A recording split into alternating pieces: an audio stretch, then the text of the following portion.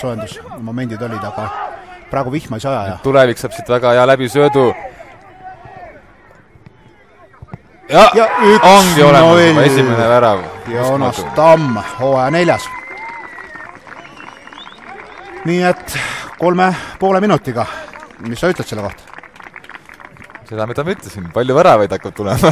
Muidugi loodame, et see nüüd tulevik ole. Siin bussi parkima hakkab, mis on see viimane moesläng kaitsetaktika kohta, aga ma arvan, et kiirus ei olnud kõige kiirem, ütleme selles osas. Läksid sellises, vähemalt kiirus ei olnud vähemalt korduses kõige suurem. Ja nüüd? Aegklubis on tõesti, nüüd Villandisid paremalt äärelt. Tamm on selle palliga. Ja lööb! 2-0 teine värav temalt täna. Mis sa ütled? Šokk.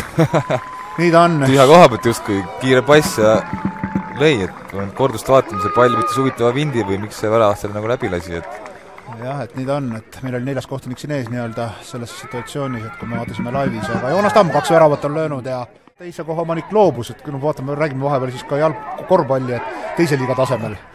Ja nüüd kas saab 3.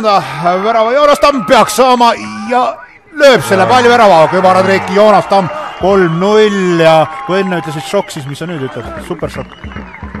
No see pole midagi enam mööda, on lihtsalt keel alla neelata ja tundub, et jah, sellega on siin mängu saatus võib-olla uuesti otsused, et kui nüüd Paide siin hakkab juba ime ja peale penalti, mis talle sisse oli, vist tegi 0 mängu nii-öelda. Pärast jah, ja kus juures ka reageeris, et aga nüüd mäng tuli vile, 2 pinti üle jah, nii nagu Anti korras